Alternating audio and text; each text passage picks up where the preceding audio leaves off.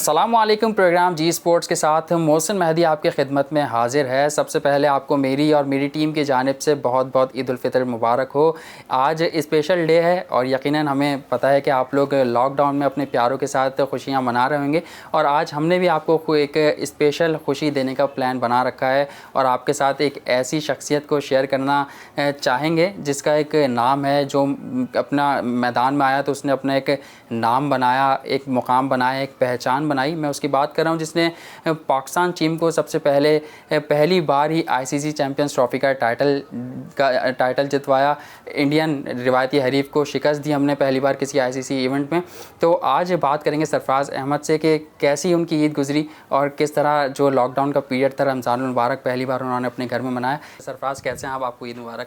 जी, पहले तो अस्सलाम वालेकुम मोहसिन, आपको भी मेरी तरफ से ईद की बहुत बहुत मुबारकबाद। और पाकिस्तान में से बाहर जाने वाले तमाम लोगों को, तमाम मुसलमानों को मेरी तरफ से ईद उल फितर की बहुत बहुत मुबारकबाद। शो का आगाज़ करते हैं सरफराज से। लॉकडाउन की सूरत हाल हमने देखी और ये ईद कितनी मुख्तलिफ है पिछली उन ईदों से? देखें, अगर आप ईद की बात करते हैं तो ये ईद बहुत ज़्यादा मुख्तलिफ है, क्योंकि आपको पता है कि जो जिस तरह के हालात चल रहे हैं तो ज़रा आना जाना लोगों का कम है।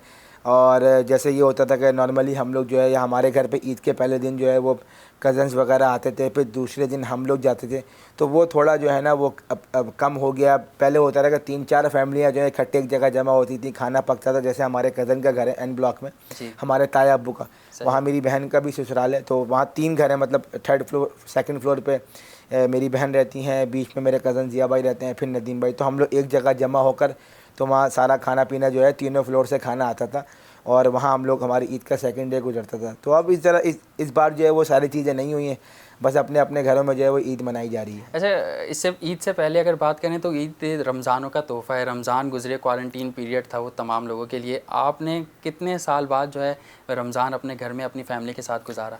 देखें, ये मेरे ख़्याल से 2016 के बाद जो है ये पहला रमज़ान है जिसमें पूरे रोज़े जो है वो घर में गुजरे। और बिल्कुल एक डिफरेंट था, क्योंकि आप नॉर्मली हम लोग 2016 में इंग्लैंड में थे, 17 में इंग्लैंड में थे, फिर 18 में इंग्लैंड में, फिर 19 में भी इंग्लैंड में थे, और 4 साल के बाद जो है वो रमज़ान घर में गुजरा। और बहुत ही एक मुख्तलिफ रमज़ान गुजरा, समझ लें कि पूरा दिन घर में ही गुजरा। क्योंकि अगर नॉर्मली हम लोग जब यहाँ होते थे तो आपको पता है रमज़ान क्रिकेट जो है वो कराची की मशहूर है, और जितने हमने यहाँ पे मैचेस खेले आई थिंक उसको बहुत ज़्यादा मिस किया, क्योंकि आपको पता है कि सारा जो पेंडेमिक का दौर चल रहा है, कोरोना वायरस चल रहा है, तो इसकी वजह से क्रिकेट भी नहीं हो पाई। तो बस घर में और घर और रमज़ान और रोज़े। अच्छा, हमने ये भी देखा कि राशन बांटने का या फलाही कामों में भी बहुत से क्रिकेटर्स ने हिस्सा लिया, जिसमें आप भी बढ़ चढ़ कर सामने आए। और अब तक मैं देख रहा हूँ कि ईद के रोज़ हैं और आपके ये सिलसिला जारी है, तो कितना अच्छा लग रहा है कि कौम के हीरो हैं, उसके बाद अगर क्रिकेट नहीं हो रही तो इस मैदान में भी बढ़ चढ़ कर हिस्सा ले रहे हैं।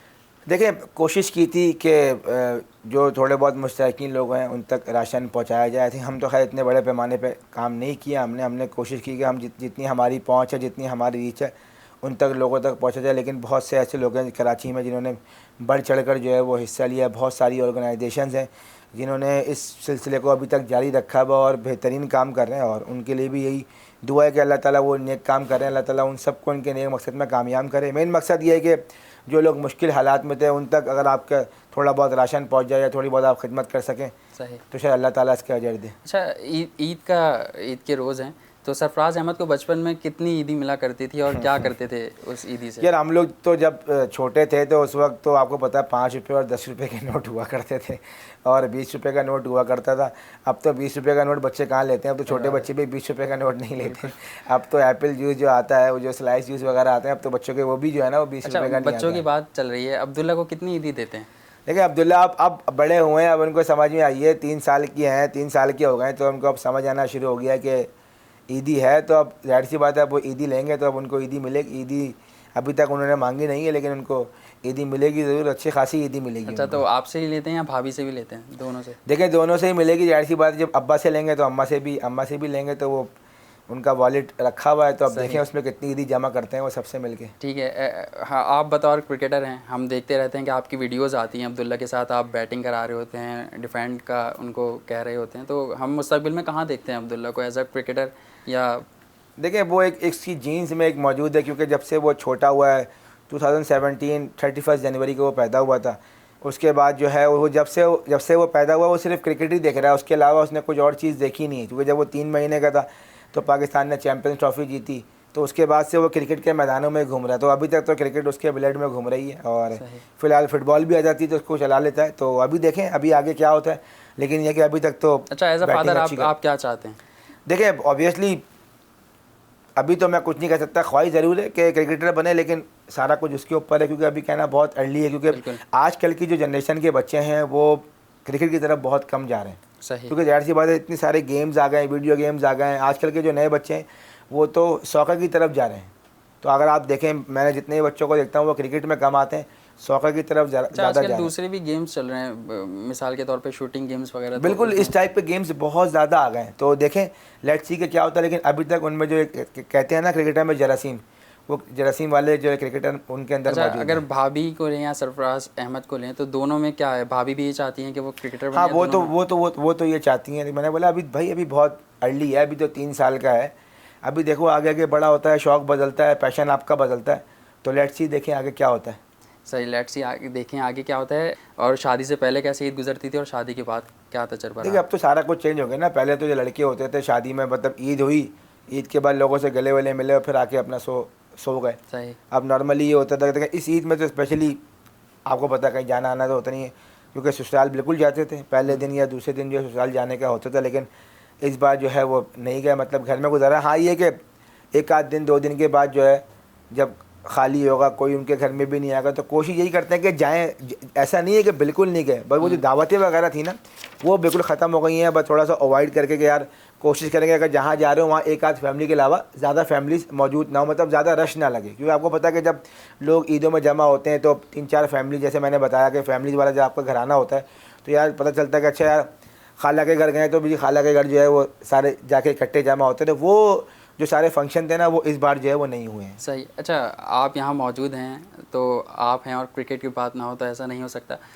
कितना ट्रेनिंग पर आपने तवज्जो दी इन क्वारंटाइन डेज़ में, और कितना मुश्किल होगा उन खिलाड़ियों के लिए जो बेचारे, या आप लोग ग्राउंड में ट्रेनिंग करते थे फिर उसको जब क्वारंटीन पीरियड हुआ तो फिर घरों में महसूस हुआ और उसमें आपने ट्रेनिंग को जारी रखा? देखिए शुरू में तो अर्ली डेज जब शुरू के 10-15 दिन थे तो उस वक्त तो घर में ही बिल्कुल एडजस्ट करना पड़ा कि यार घर में ट्रेनिंग करना, क्योंकि ट्रेनिंग के बगैर आपका जो है वो गुजारा नहीं है। अगर आप 10-15-20 दिन जो अपने आप को छोड़ देंगे तो हम जिस टाइप के खाना खाते हैं, हमारे घर में जिस तरह के खाने पकते हैं, तो उससे फिर आपको बड़ा प्रॉब्लम हो जाती है।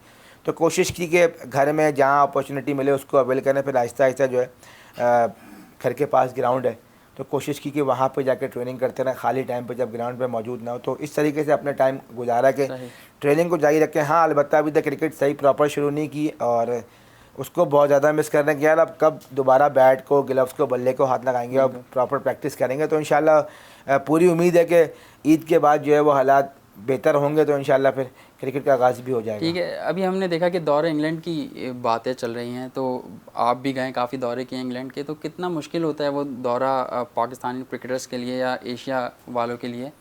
देखें अगर आप जितनी मेरी हिस्ट्री पूछें जो पिछले 2016 से हम जब जा रहे हैं तो अभी तक एज अ विकेट कीपर भी आप मतलब देखें, हाँ देखें जो 2016 से हम जा रहे हैं अभी तक तो टूवर्ड्स बहुत ज़्यादा अच्छे का जितना मैंने किया, क्योंकि वहाँ पे ज़्यादा हम बहुत ज़्यादा इन्जॉय भी करते हैं, क्योंकि वहाँ कोई ऐसी परेशानी नहीं होती है आपको। स्पेशली फूड के हवाले से नॉर्मली अगर आप कहीं दूसरे ममालिक जाते हैं तो आपको बड़ा ढूंढना पड़ता है कि यार खाने में आप क्या खाएंगे। तो इंग्लैंड एक ऐसा मुल्क है जहाँ पे आपको इस हवाले से तो कोई प्रॉब्लम नहीं है। और मैं जितना भी इंग्लैंड गया हूँ मैंने तो बहुत ज़्यादा इन्जॉय किया, क्योंकि वहीं पर मेरा फेवरेट ग्राउंड भी है। तो इंग्लैंड की कंडीशन जो है, जो अभी तक मैंने जितनी कंट्रीज़ में मैं घूमा हूँ तो इंग्लैंड की कंडीशन जो है वो ज़्यादा मुश्किल होती है, क्योंकि आपको वहाँ पे एडजस्ट होना जो है ना, क्योंकि बॉल बहुत ज़्यादा स्पेशली बैट्समैन के लिए जो है वो बड़ा मुश्किल होती है, क्योंकि वहाँ पे आप किसी टाइम भी रिलैक्स नहीं हो सकते, क्योंकि बॉल बहुत ज़्यादा स्विंग होता है, क्योंकि बादलों वहाँ पे एकदम चेंज होते हैं, वेदर जो है एकदम चेंज होता रहता है। तो स्पेशली इंग्लैंड की कंडीशन जो है मैं समझता हूँ बैट्समैनों के लिए बहुत ज़्यादा मुश्किल है। और फिर बॉलर्स का भी ये होता है, क्योंकि हम नॉर्मली खेलते हैं कोकोबरा की बॉल से, बिल्कुल कोकोबरा की बॉल से हम लोग यहाँ पे डोमेस्टिक भी खेल रहे होते हैं, दूसरे ममालिक में भी खेलते हैं, वहाँ जाके एकदम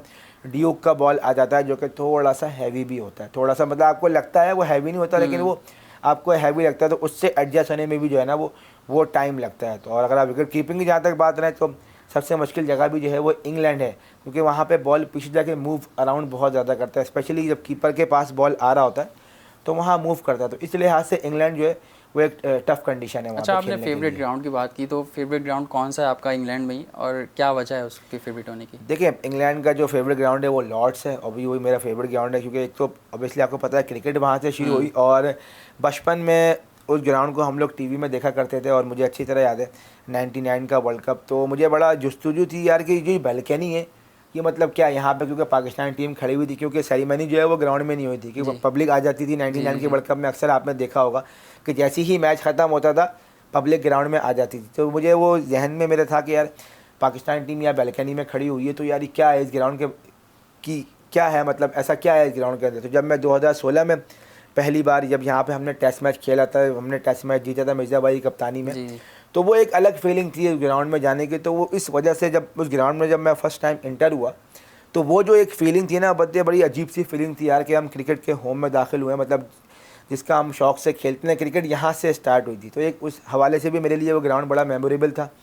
और फिर जब मैंने वहाँ मैच खेला, वहाँ मेरी परफॉर्मेंस अच्छी हुई, और मेरी पहली वनडे की सेंचुरी भी वहाँ पर मौजूद है। तो इस लिहाज से भी मेरा जो है वो लॉर्ड्स जो है फेवरेट ग्राउंड। जी हाँ, बिल्कुल। सरफराज अहमद साबिक़ कप्तान हमारे साथ मौजूद हैं और काफ़ी दिलचस्प मौजू पर इनके साथ गुफ्तगू जारी है। मज़ीद गुफ्तगू भी जारी रखेंगे, लेकिन यहाँ वक्त हुआ एक शॉर्ट ब्रेक का। देखते रहिए जी स्पोर्ट्स।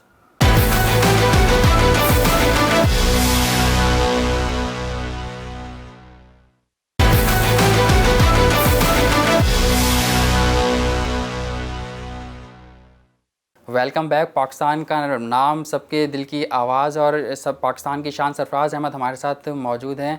इनसे बातचीत जारी है और जानना चाहेंगे कि रमज़ान में आप लोग चैम्पियंस ट्रॉफ़ी जीते थे, तो अगर उसका कोई एक किस्सा बताना चाहें, कोई एक याद।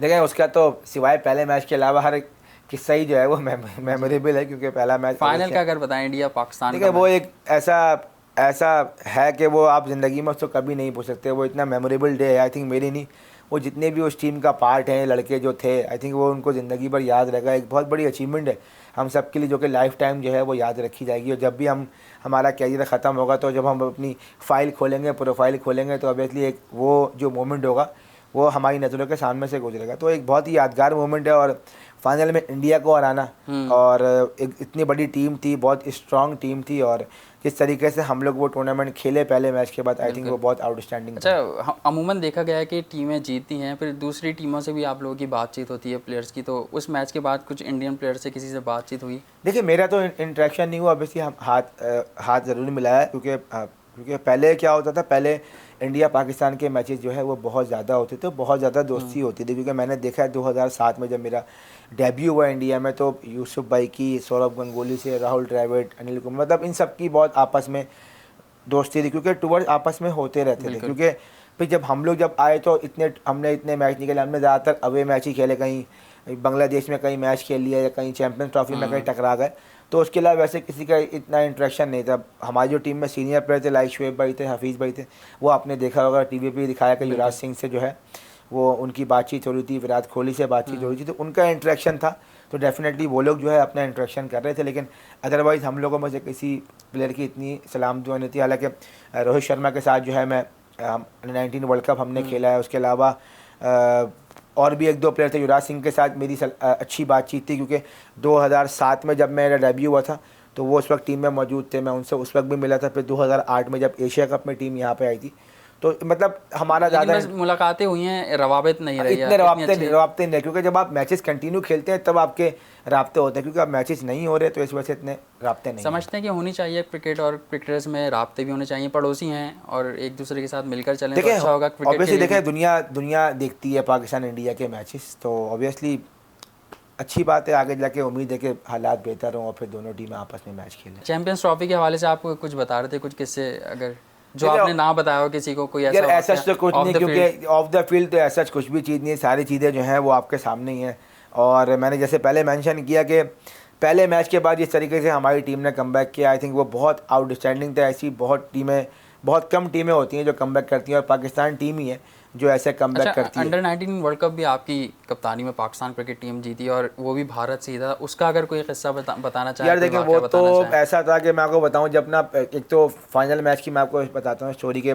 फाइनल मैच था और अब जी फाइनल मैच पहले कभी जो है लाइव मैच कभी खेला ही नहीं, ठीक है। अब जी इस चीज़ का प्रेशर पता नहीं लाइव मैच कैसा आएगा। अब टीवी पे बैठ के तो शौक से बहुत देखते थे जी। अब पहला मैच ही लाइव मैच। अब टॉस करने जा रहे हैं, एक तो मैच की टेंशन, उसके बाद से भाई देखा वो सामने माइक लेके खड़ा हुआ, भाई उसके साथ इंटरव्यू भी देना है। लो भाई वो आधी आधी टेंशन तो मैच की भी टेंशन, उसकी भी टेंशन। लो भाई ये गोरा खड़ा हुआ यार, सही। कहीं गलती में कुछ और पूछे, हम कुछ और बोल दें। मैच मैच की टेंशन ख़त्म हो गई, वो टेंशन शुरू हो गई। लो जी अब इंटरव्यू में क्या बोले। खैर अल्लाह अल्लाह करके इंटरव्यू हुआ, लेकिन हम टॉस जीते और बड़ी बैटिंग पिच थी। कोई ऐसा नहीं था कि यार कि कोई पिच पे घास हो, बिल्कुल फ्लैट पिच थी प्रेमदासा स्टेडियम की। और हमने टॉस जीता और स्टार्ट हमारा अच्छा हुआ। फास्ट बॉलर पे हमने अच्छा स्टार्ट किया, लेकिन अनफॉर्चुनेटली जो हमारे स्पिनर जो थे उनके रविंद्र जडेजा और पीयूष चावला ने जो है हमारी टीम जो है वो 109 रन पर जो आउट कर दिया। ऑब्वियसली बहुत ज़्यादा प्रेशर टीम के ऊपर के यार, और जितनी स्ट्रॉन्ग इंडिया की बैटिंग थी, क्योंकि वो हर मैच में 300 साढ़े 300 रन वो बना रहे थे। तो बस अल्लाह का नाम लेके, जैसे हमेशा हर्डल्स में दुआ होती है, अल्लाह का नाम लेके ग्राउंड में गए और हमने बस यही कोशिश की कि यार हमारी मीटिंग में भी जो हमारे कोच थे मंसूर राना, मैनेजर थे हमारे आफ्ताब बलोच, उनसे यही बातचीत हुई कि यार इनकी बैटिंग, ऊपर की बैटिंग बहुत ज़्यादा स्ट्रॉन्ग है, अगर इनकी अर्ली विकटें ले लें तो कुछ भी हो सकता है कि यार मैच हम जीत सकते हैं। तो हम अल्लाह का नाम लेके ग्राउंड में गए और जमशेद अहमद ने पहली बॉल पे आउट किया।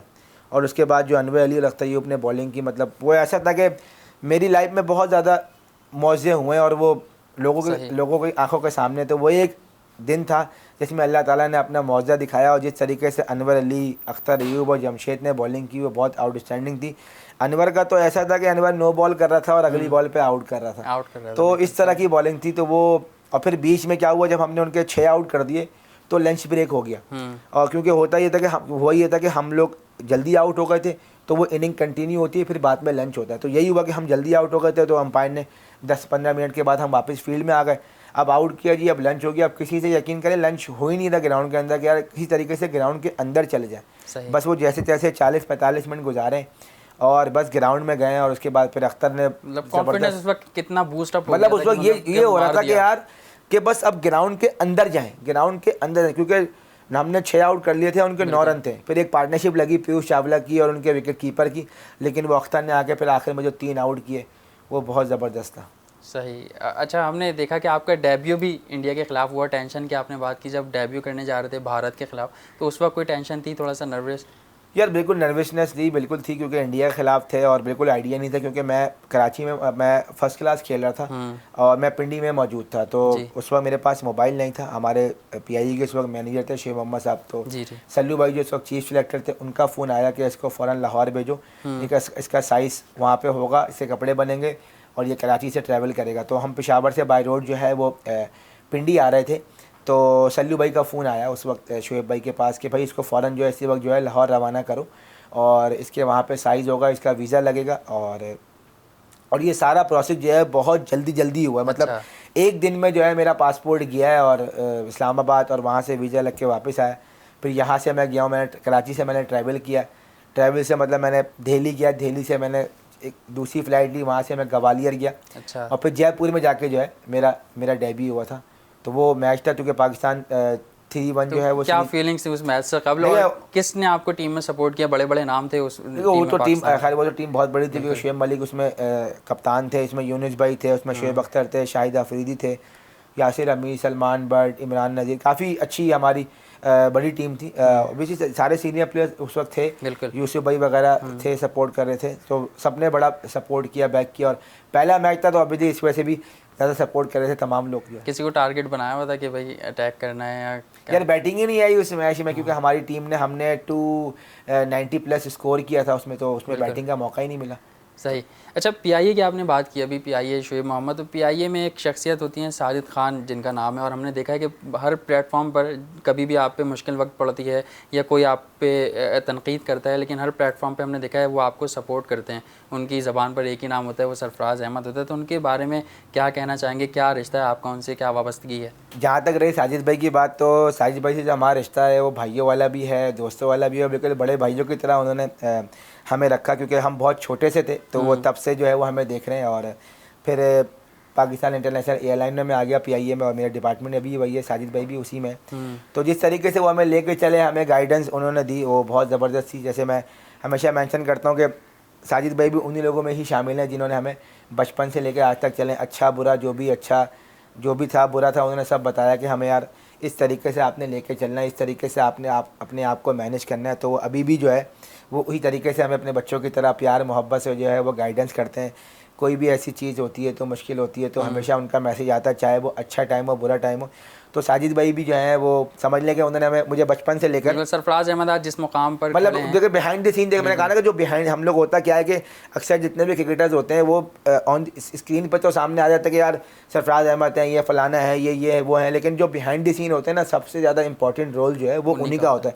तो साजिद भाई भी उनमें से एक शख्सियत हैं जिनका बहुत इंपॉर्टेंट रोल रहा है मेरे क्रिकेट कैरियर में। हमेशा उन्होंने सपोर्ट किया। जैसे मैं हमेशा आज़म भाई का नाम लेता हूँ, जफ़र भाई का नाम लेता हूँ, नदीम भाई का नाम लेता हूँ, बुखारी साहब हैं, मोइन भाई हैं, जिन्होंने हर मोड़ पे हर मुश्किल टाइम पे मुझे सपोर्ट किया। तो साजिद भाई भी उन्हीं लोगों में शामिल हैं तो जिन्होंने हमेशा मेरे अच्छे और बुरे टाइम में हमेशा मेरे साथ रहा। हमेशा इंसान उन्हीं की कदर करता है कि जब उनको पता हो कि यार मुश्किल टाइम है तो आपके अपने ही उस वक्त जो तो साजिद भाई जो है वैसे कहते हैं ना जो आपके अपने, बिल्कुल, तो वो साजिद भाई हमारे अपने हैं। अच्छा सर, ज़बरदस्त। साजिद भाई आपके अपने हैं। अच्छा, यही आपने बात की मोइन खान, आज़म खान सब की, तो इस पे पीएसएल की जानिब में आपको लेकर आऊँगा कि पीएसएल में आपने इस बार हमने देखा कि कोयटा ग्लैडिएटर्स उस तरीके से परफॉर्म नहीं कर पाए जिस तरीके से हमने पहले सीजन्स में देखा था उनको, तो इसकी क्या वजह समझते हैं? देखिए अगर आप इस सीज़न की बात करें तो ऑब्वियसली अगर आप हमारा पूरा सीज़न देखें तो एज अ टीम ही हमने जो है ना वो अच्छा परफॉर्म नहीं किया। क्योंकि अगर आप ओवरऑल पिछले 4 सीज़नों की बात करें तो कोयटा की एक ख़ास बात थी कि वो एक टीम कॉम्बिनेशन के साथ खेलती थी, और जब एक कॉम्बिनेशन बन जाता था तो उसको फिर चेंज नहीं करते थे। तो टीम जो है वो हमारी इस बार जो है वो मैं समझता हूँ कि एक कॉम्बिनेशन भी अच्छा नहीं बन पाया, कुछ चीज़ें हमारे अगेंस्ट चली गई। क्योंकि अगर आप पीएसएल के स्टार्टिंग से बात करें तो जब हमारी ड्राफ्टिंग हो रही थी तो हमारी टीम जो पिछले साल जीती थी, हमारी ख्वाहिश थी कि हमारे ज़्यादातर लड़के वही होने चाहिए, लेकिन अनफॉर्चुनेटली हमारे प्लेयर की परफॉर्मेंस बहुत आउटस्टैंडिंग थी, जिसकी वजह से हमारे 3-4 प्लेयरों की कैटेगरी जो है वो ऊपर चली गई, जिसकी वजह से हमें उन प्लेयरों को जो है वो रिलीज़ करना पड़ा। जिसमें हम हमेशा से शुरू से कहते आए कि सुहेल तनवीर, रायली रोसो, इनको हम नहीं छोड़ना चाह रहे थे, लेकिन इनकी कैटेगरी ऊपर चली गई थी क्योंकि प्लेटिनम कैटेगरी में आप 3 से ज़्यादा प्लेयर जो है वो आप रख नहीं सकते।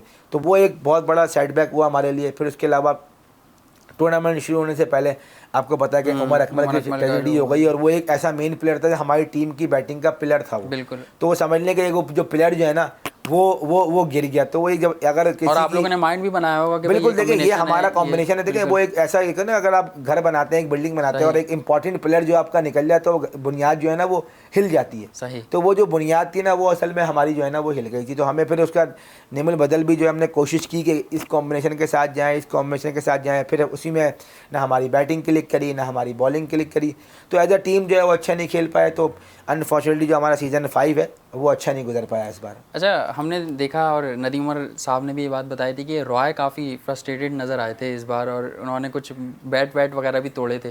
तो क्या वाक़या थे? देखिए जब एक बड़ा प्लेयर होता है ना तो उसको पता होता है कि उसकी रेपुटेशन है और वो टीम उससे डिमांड कर रही होती है कि यार वो परफॉर्म करेगा। क्योंकि आप जाहिर सी बात, जब इतना बड़ा प्लेयर होता है तो उसको खुद आइडिया होता है कि यार टीम उस पर डिपेंड करी, तो उसको ये चीज़ का भी गुस्सा था हो सकता कि यार मैं परफॉर्म नहीं कर पा रहा। देखिए ये तो एक नेचुरल सी बात है कि अगर आप उससे रन नहीं हो रहे थे तो बैट्समैन को अपने आप पे गुस्सा आता है, जाता है वो बल्ला मारता। तो वो उसकी बैड लक ये थी कि एक तो उसके बल्ले वैसे ही मैच में टूट रहे थे बॉटम से, कि 2-3 बैट तो उसके बेचारे के मैच में ही टूट गए। उसने शॉट मारा, बॉटम लगा, बल्ला टूट गया, और बाकी भाई ने अपने बैट जो है वो खुद गुस्से में आके जो ना जो बचा कुचा बैट था ना कि जो थोड़ा बच जाता था वो बेचारा कहीं ऐसे फेंकता था तो वो टूट जाता। फिर आप समझाते थे, उनके पास जाते थे? मतलब देखिए इतना बड़ा प्लेयर है, उससे ऑब्वियसली बात ज़रूर करते थे कि वो अपनी तरफ से उसकी पूरी कोशिश थी कि वो टीम के लिए अच्छा करे, और वो आखिर तक वो ये लगा हुआ था कि यार टीम किसी तरीके से हमारी प्ले ऑफ में पहुँचे। वो अपनी पूरी कोशिश कर रहे थे। लेकिन सम टाइम देखें ऐसा टाइम आता है प्लेयर्स पे,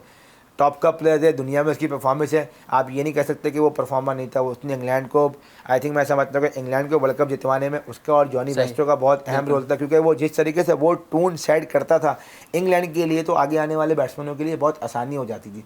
तो सम टाइम ऐसा टाइम आता है, लेकिन उसने अपनी जब से कोशिश ज़रूर की लेकिन अनफॉर्चुनेटली परफॉर्म नहीं कर पाया। अच्छा, अब क्या समझते हैं कि पाकिस्तान सुपर लीग के जो बकिया मैचेस हैं वो कहे जा रहे थे कि आइंदा आने वाले अक्टूबर या नवंबर की विंडो में कराए जाएंगे, आप समझते हैं कि होने चाहिए, आपको होते दिखाई दे रहे हैं?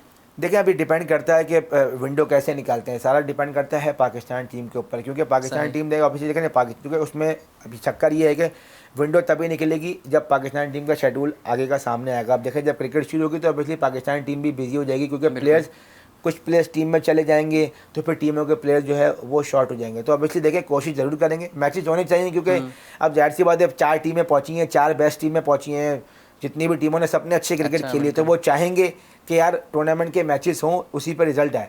तो देखें, अल्लाह करे कि उम्मीद है पे दुनिया कायम है इंशाल्लाह कि कोई ना कोई विंडो निकलेगी और ये PSL के मैचेस जो है वो कंप्लीट होंगे। अच्छा, हम देखते हैं कि बहुत तमाम ही मुल्कों में लीग मैचेस हो रहे होते हैं, लीग्स हो रही होती हैं, तो अगर क्यों ना ऐसा ना हो कि जो टीमें हर मुल्क की लीग टॉप करती हैं तो वो आपस में लड़ें। अगर जिस तरह ये PSL से पहले भी बातें हो रही थी कि अगर IPL की या PSL की टॉप टीम्स आपस में लड़ें तो उससे फ़ायदा होगा कुछ, या ऐसा हो सकता है? देखिए, एक्सपोजर मिलता है बिल्कुल। पहले ऐसा होता रहा है कि पाकिस्तान की टीम खेलने गई है, लाहौर की टीम जब जीती थी लाहौर लायंस, तो वो खेलने गई थी इंडिया पे, उसके अलावा साउथ अफ्रीका सियालकोट खेलने गई थी, तो ऐसा होता रहा है। तो देखें, ये बहुत अच्छा होगा कि अगर ऐसे जो दुनिया की टॉप T20 लीग्स हैं, अगर उनकी फाइनलिस्ट टीमें जो हैं वो जाके एक टूर्नामेंट खेलें तो बहुत अच्छा है। इसमें आपके जो प्लेयर्स हैं, जो कि डोमेस्टिक के प्लेयर्स हैं, उनको बहुत एक्सपोजर मिलेगा। जैसे यहाँ पर जब हमारी लीग हुई है तो हमारे प्लेयरों को बहुत ज़्यादा एक्सपोजर मिल रहा है। तो आई थिंक ये बहुत अच्छा है कि अगर ऐसी लीग्स हो जाती हैं तो डेफिनेटली जो है वो एक्सपोजर मिलेगा प्लेयरों को। बिल्कुल, मज़ीद गुफ्तगू भी जारी रखेंगे, लेकिन यहाँ वक्त हुआ एक शॉर्ट ब्रेक का। देखते रहिए जी स्पोर्ट्स।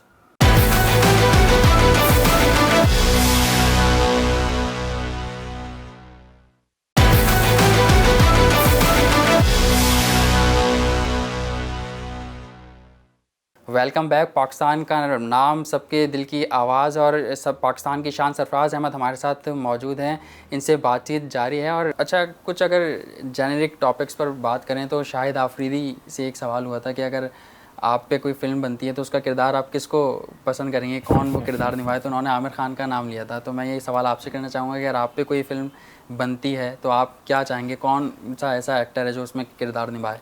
देखिए, ऑब्वियसली पसंद तो हमें सलमान खान बहुत ज़्यादा है, लेकिन अब वो तो नहीं आ सकते ना हमारी फिल्म यहाँ बनाने के लिए। तो हमारी यहाँ जो पाकिस्तानी एक्टर जो कि बहुत अच्छी एक्टिंग कर रहे हैं इस वक्त, फ़ाहद मुस्तफ़ा। अच्छा, आप चाहेंगे कि वो? हाँ। और अगर इस एरा में बात करें पाकिस्तान शोबिज़ इंडस्ट्री में, तो आप किसको लाइक करते हैं, किसके फ़ैन हैं? फ़ाहद मुस्तफ़ा की? हाँ, देखें, अभी तक जो वो काम कर रहे हैं, फ़ाहद मुस्तफ़ा हो गए, हुमायूं सईद हो गए, ये इस वक्त एक इंडस्ट्री में। देखो, मैं हुमायूं भाई की करूँगा क्योंकि उन्होंने की अभी जो एक्टिंग आई है, एक तो उनका ड्रामा ही बहुत अच्छा आया है, उसके अलावा जो उन्होंने 1-2 फिल्में की हैं, मेरे पास तुम हो ना, मेरे पास, यही देखा आपने? यही ड्रामे का नाम है ना, वो जिसमें वो दानिश का किरदार अदा कर रहे हैं। जी जी। तो उसमें उन्होंने एक्टिंग बहुत अच्छी तो आप की है। बेसिकली आपने देखा वो ड्रामा? हाँ, बिल्कुल देखा, बिल्कुल देखा, बिल्कुल देखा। फिर अभी उनसे मुलाकात भी रही, तो शो कर रहा था TV शो पे जीतो पाकिस्तान, तो अच्छा इंटरेक्शन रहा उनसे। अच्छा, अदाकार का तो हमने आपसे जाना, लेकिन अदाकारा एक्ट्रेस अगर जानना चाहेंगे सरफराज अहमद को, पाकिस्तान शोबिज़ इंडस्ट्री में कौन सी ऐसी एक्ट्रेस है जो मतलब आप चाहें कि अच्छी लगती है, आप उसके फ़ैन हैं?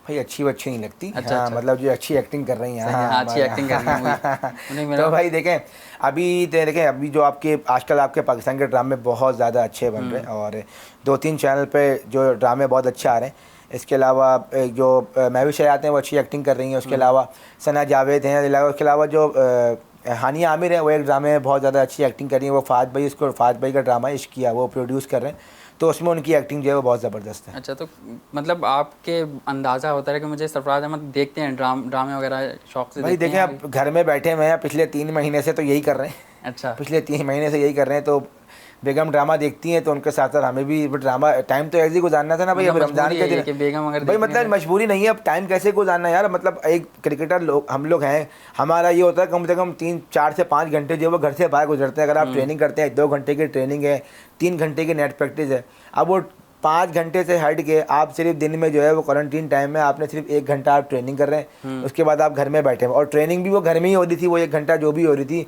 मतलब घर में बॉडी वेट जितना भी आप 1 घंटा 1-1.5 घंटा अपने आप को मसरूफ़ रखें, उसके बाद आप फारिग हैं, उसके बाद आप क्या करेंगे? तो फिर यही करना था, फिर हमने यही किया है। फिर तो सारे ड्रामे देखें, जो नहीं देखे थे वो भी देखें। अच्छा, ठीक है। अच्छा, सरफराज अहमद अगर क्रिकेटर ना होते तो फिर क्या होते? यार, क्योंकि मेरा फैमिली बैकग्राउंड जो है वो स्पोर्ट्स के इर्द गिर्द ही घूमता रहा, क्योंकि मेरे जो ताया अब्बू थे वो अच्छे प्लेयर थे हार्ड बॉल के। मेरे कज़न जिया भाई हैं, उन्होंने भी क्रिकेट खेली है। मेरे अब्बू बैडमिंटन के प्लेयर थे, तो शायद स्पोर्ट्स की किसी फील्ड में होता, मुझे ऐसा लगता है। अच्छा, स्पोर्ट्स की किसी फील्ड में होते। और बचपन में अगर आपको लेकर जाएं तो बचपन में सरफराज अहमद को पढ़ने लिखने का ज़्यादा शौक था या क्रिकेट खेलने जाते थे ज़्यादा शौक से? यार, मेरी मेमोरी बहुत अच्छी थी, मुझे मतलब चीज़ें जो है ना वो मुझे याद रहती थी। तो पढ़ने लिखने का जब आहिस्ता आहिस्ता बड़ा होता गया तो वो शौक़ कम होता गया, वो शौक फिर कम खेल होता है, फिर खेल की तरफ ज़्यादा आ गया फिर मैं। अच्छा, खेल की तरफ ज़्यादा हो गया। और भी आपसे सवाल करना चाहेंगे कि अगर आप कोई फ़िल्म करना चाहें या आपको कोई कहे कि आप अदाकारी करें तो करेंगे किसी फ़िल्म में? नहीं यार, अदाकारी करना मुश्किल काम है, इतना आसान काम नहीं है भाई। लाइव टीवी पे बात करना तो मुश्किल काम है, अदाकारी करना, डायलॉग याद करना जो है ना वो, क्योंकि कैमरे के सामने रहना ना आप, ये आसान काम नहीं है। अब कट, फिर रीटेक, फिर रीटेक, फिर रीटेक, ये आसान काम लेकिन अब नहीं तो है। आपको मीडिया आप जाते रहते हैं, इंटरव्यू भी देते हैं। वो और इंटरव्यू की हद तक ही ठीक है, लेकिन ये जो एक्टिंग करना, पूरी पूरी मूवी बनाना, ड्रामे बनाना, ये आसान काम नहीं। क्योंकि हम लोग अक्सर कमर्शियल करते हैं तो जब पूरा पूरा दिन जाता है ना तो बस हो जाती है, क्योंकि उसमें शॉट जो है 4-5 ही होते हैं। वो 4-5 शॉट के चक्कर में जो है वो पूरा दिन निकल जाता है। तो सोचे जो ड्रामा बनता होगा तो उनमें कितना पेशेंस होगा कि यार वो उसको कितना खींच के लेके जाते हैं, तो वो मुश्किल काम है। अच्छा, ड्रामों के अलावा अगर देखें तो हमने देखा आप नाते वगैरह भी शौक़ से पढ़ते हैं, तो ये शौक़ कब से पैदा हुआ या बचपन से पढ़ते आ रहे हैं? बचपन से, क्योंकि हमारे घर का माहौल जो है वो थोड़ा दीनी एतबार से बहुत ज़्यादा सख्त था। जो हमारे वालिद साहब थे तो वो थे बहुत ज़्यादा इस चीज़ के में हमें रखते थे कि यार नमाज़ पढ़ो और कुरान पढ़ो और नमाज़ की पाबंदी करो। तो बस बचपन से ही शौक़ था। तो बस बचपन से जब 1-2 नाते सुनते गए, पढ़ते गए, तो वो जहन में बैठती गई। तो T20 वर्ल्ड कप अभी सुनने में आ रहा है कि हो भी सकता है कि मुलतवी और हो भी सकता है कि हो जाए, लेकिन कुछ साबिक कप्तान या साबिक खिलाड़ी ये कह रहे हैं कि खाली स्टेडियम में मैचेस होने चाहिए। आप क्या कहेंगे इस हवाले से? देखिए, मैंने जितनी भी अभी क्रिकेट खेली, मतलब क्राउड जो है ना वो क्रिकेट की एक जान होती है। मतलब उससे आपको बड़ा बूस्टअप मिलता है। और जिस तरीके से अगर आप क्राउड के बगैर की बात करें तो वो एक्सपीरियंस हमने तो खैर बहुत किया है, क्योंकि हम तो डोमेस्टिक खेलते हैं। और उसके अलावा एक्सपीरियंस हमें PSL में भी हुआ, क्योंकि जिस तरीके से हमारी PSL हुई और जो PSL का रिस्पांस हमारे लोगों ने दिया, आई थिंक वो बहुत आउटस्टैंडिंग था। मतलब जहाँ जहाँ हमने खेले, मुल्तान, पिंडी, कराची, लाहौर, आउटस्टैंडिंग था। तो सडनली एक सारा जो है वो पीरियड आया कि ये कोरोना आ रहा है और इस सारी चीज़ें कम हो गई, तो वो एक्सपीरियंस भी हमने किया क्राउड के बगैर खेलने का। तो आप यकीन करें, ऐसा लगा था कि आपको अपनी आवाज़ जो है वो दोबारा सुनाई दे रही थी। वो जो एक मज़ा था ना 25-30 हज़ार लोगों के क्राउड का, और आपको सपोर्ट मिल रही है आपकी टीम को, और कोई बंदा परफॉर्मेंस कर रहा है, तो वो जो मज़ा जो है ना वो सारा क्रिकेट हो गया। तो अब देखें, ऑब्वियसली फैसला तो हमें ही नहीं करना, फैसला तो ICC ने करना है। तो बस ये है कि मैं समझता हूँ कि क्राउड जो है वो एक जान होती है, उससे बड़ा और अगर जैसे इमेजिन करें पाक भारत मैच और उसमें क्राउड ना हो तो फिर तो देखिए वो है ऑब्वियसली वो हाई वोल्टेज का मैच होता है, तो सपोर्ट दोनों मुल्कों को मिलती है। मतलब किसी मुल्क से भी खेलें तो देखें, फैसला जो ऑब्वियसली वो तो ICC ने करना है कि क्या बेहतर है। लेकिन असल जो है वो जो थोड़ा मेरे ख्याल से जो पब्लिक आ जाती है तो उससे बड़ा एडवांटेज मिल जाता है, प्लेयर्स को हौसला मिलता है कि हाँ यार मोटिवेशन मिल रही है। अच्छा सरफराज, हमने देखा कि आपने फ़िटनेस पर आप बहुत काम किया, अपनी फ़िटनेस बेहतर हो गई है, अब स्किल्स भी आपकी काफ़ी बेहतरीन थी पहले से, तो आप कैसा देख रहे हैं ख़ुद का फ्यूचर, ये क्या देख रहे हैं? देखिए, ऑब्वियसली ये 2-3 महीने मिले थे, तो कोशिश देखी कि जितना फ़िटनेस आप बेहतर कर सकते हैं उतना बेहतर करें, क्योंकि अब जिस तरह क्रिकेट इतनी फास्ट हो गई है तो अपने आप को आपको फिट रखना बहुत ज़रूरी है। तो ऑब्वियसली इंशाल्लाह जब जो ये फ़िटनेस पे काम किया है तो ये आपकी स्किल्स पे जो है वो ज़रूर काम आएगा। तो कोशिश करूँगा जब इसको ये जो टाइम मैंने गुजारा है 2-3 महीने, और जिसने भी गुजारा होगा उसने अपनी फ़िटनेस पे काम ज़रूर किया होगा, क्योंकि क्रिकेट हमने इतनी क्रिकेट खेली नहीं है। तो इंशाल्लाह जो ये हमने पीछे इतनी ट्रेनिंग करी है, तो इंशाल्लाह जब हम क्रिकेट की फील्ड में जाएंगे तो ये हमारे काम ज़रूर आएगी। और ये जो पाकिस्तान क्रिकेट बोर्ड का हमने देखा कि उन्होंने ऑनलाइन फ़िटनेस सेशन रखवाए, फ़िटनेस टेस्ट रखवाए, तो ये कितना फ़ायदेमंद थे क्रिकेटर्स के लिए या देखिए अच्छा है, देखिए बहुत अच्छा है कि लड़कों को एक एक्टिविटीज़ में मसरूफ़ रखा, ताकि लड़के जो है ऑब्वियसली अपनी ट्रेनिंग करते रहें। और ट्रेनर से जो है तमाम लड़के जो है वो राब्ते में हैं, चाहे वो लोकल ट्रेनर हो और चाहे वो पाकिस्तान टीम का ट्रेनर हो। तो ऑब्वियसली जितने भी लड़के हैं वो तमाम अपने जो लोकल ट्रेनर हैं उससे भी राब्ते में हैं, और जो पाकिस्तान टीम का ट्रेनर है उससे भी राब्ते में। तो अच्छा है, लड़के इन टच हैं, तो इंशाल्लाह कोई परेशानी नहीं होगी। जब हम फील्ड में जाएंगे तो हम फिर अपनी स्किल्स पे काम करेंगे, तो ये अच्छी चीज़ होगी कि हम फिर ट्रेनिंग पे नहीं जाएंगे यार हाँ यार हम घर बैठे रहे 2 महीने हमने ट्रेनिंग नहीं की, तो पहले ट्रेनिंग पे लगाओ 10-15 दिन की जी, पहले ट्रेनिंग होगी फिर उसके बाद स्किल होगा। तो मुझे पूरी उम्मीद है कि इंशाल्लाह जब भी क्रिकेट दोबारा स्टार्ट होगी तो हम सीधा जो अटैक करेंगे ना वो स्किल्स पे करेंगे, जो कि सबसे इम्पोर्टेंट है हमारे लिए। बिल्कुल, सरफराज अहमद हमारे साथ शो में मौजूद थे, काफ़ी दिलचस्प गुफ्तगू उनसे जारी रही और बहुत मज़ेदार बातें भी हुई। हमारे स्पेशल शो के स्पेशल गेस्ट आज आपके सामने हाजिर थे, तो बस आज आपसे भी उम्मीद रखते हैं कि आप लोग भी अपना ख्याल रखिएगा और इसी तरह लॉकडाउन को पाबंदी करते हुए अपने घरों में ईद मनाएं, अपने प्यारों के साथ खुशियां गुजारें और हुकूमत के जो अहकामात हैं उनकी भी पाबंदी करें। आपसे एक बार फिर अगले प्रोग्राम में नए गेस्ट के साथ मुलाकात होगी। अपना ख्याल रखिएगा। अल्लाह हाफ़िज़।